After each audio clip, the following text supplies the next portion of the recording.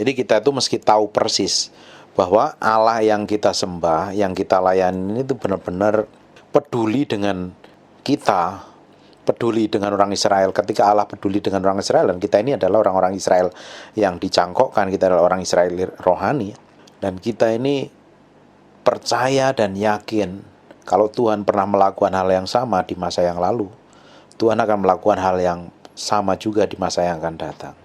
Sebenarnya itu kita nggak perlu khawatir kok. Kalau kita benar-benar real kenal Tuhan ya. Khawatir, bingung, stres, panik, itu kan manusiawi kita, kedagingan kita.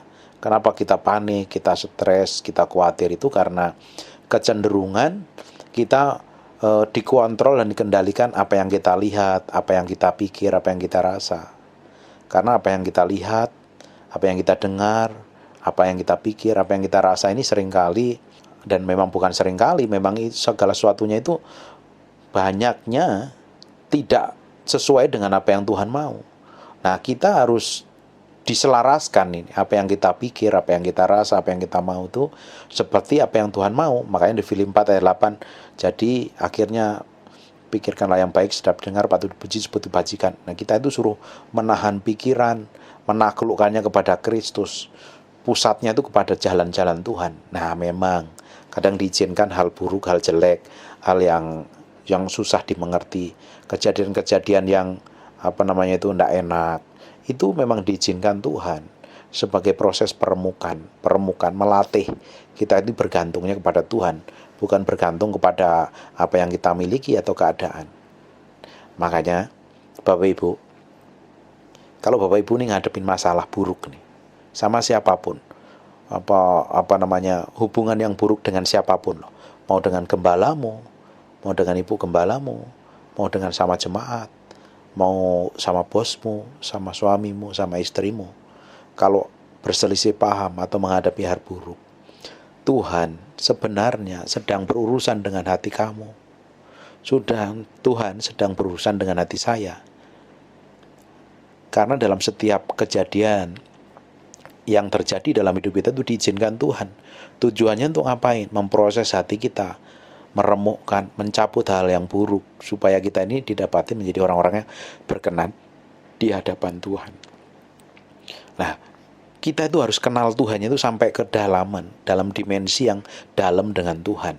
Bukan kenal Tuhan itu kata pendeta, kata Pak Gembala, kata pendeta sana, kata di YouTube, bukan. Tapi kita itu mengalami pengalaman pribadi dengan Tuhan, yang kita alami setiap hari dengan Tuhan.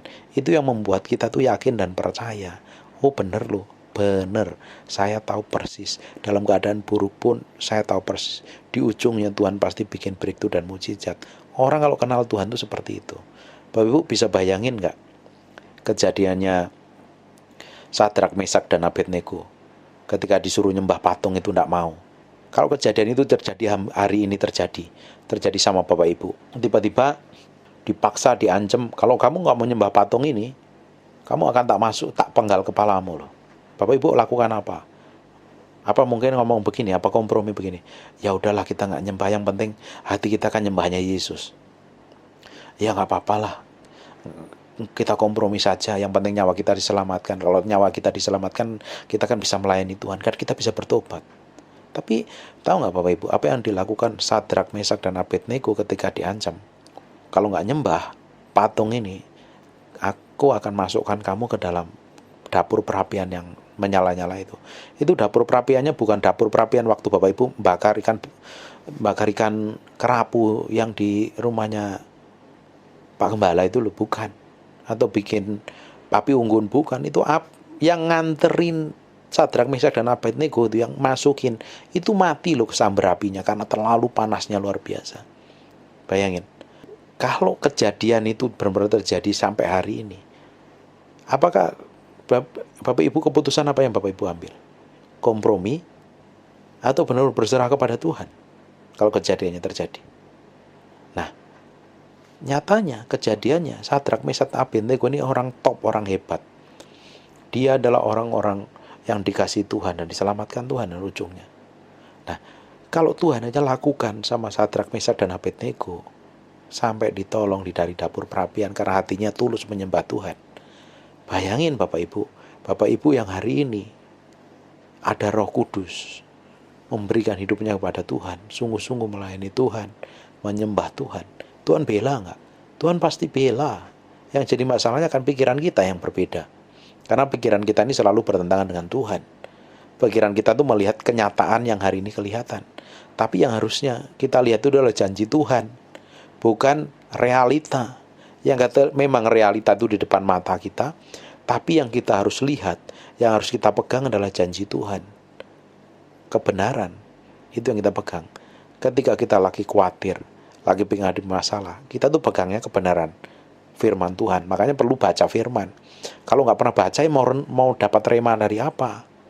Mau ingat apa? Makanya penting sekali. Bapak Ibu, kalau Bapak Ibu punya masalah dengan membaca buku, Bapak Ibu pasti punya masalah dengan baca Alkitab. Karena ini kembar siam. Kalau Bapak Ibu malas baca, tapi pasti malas baca Alkitab. Tapi kabar baiknya hari ini kan era digital. Bapak Ibu bisa download aplikasi Alkitab audio, puter aja di rumah, dengerin di mana-mana, di handphonemu, kan bisa dengerin. Ini sangat membantu. Ketika hadapin masalah, rema itu muncul. Rema itu apa? Firman yang dihidupkan kembali. Yang Bapak Ibu pernah baca, pernah renungkan, tiba-tiba muncul. Bas! Jadi, kekhawatiran lenyap, ketakutan lenyap. Dan munculnya apa? Janji Tuhan, penyertaan Tuhan. Itu penting. Kalau kita levelnya sampai ke sana, dijamin hidup Bapak Ibu itu bertumbuh secara rohani. Enggak dikit-dikit dapat masalah, nelponin gembala. Dapat masalah, nelponin pendeta, minta ditumpangi tangan, minta diusir, minta diapain. Apain? Sekali dilayani pelepasan udah kelar. Masa tiap tahun mau dilayani pelepasan? Apanya yang mau dilepasin?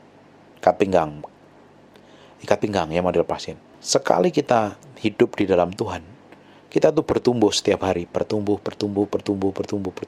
sampai mencapai tingkat kedewasaan yang penuh di dalam Tuhan. Kondisi, ancaman, himpitan, tekanan itu tidak menjadi fokusnya. Jadi fokusnya apa? Tuhan sendiri. Karena dia tahu Tuhan akan melepaskan, Tuhan membebaskan. Amin. God bless you.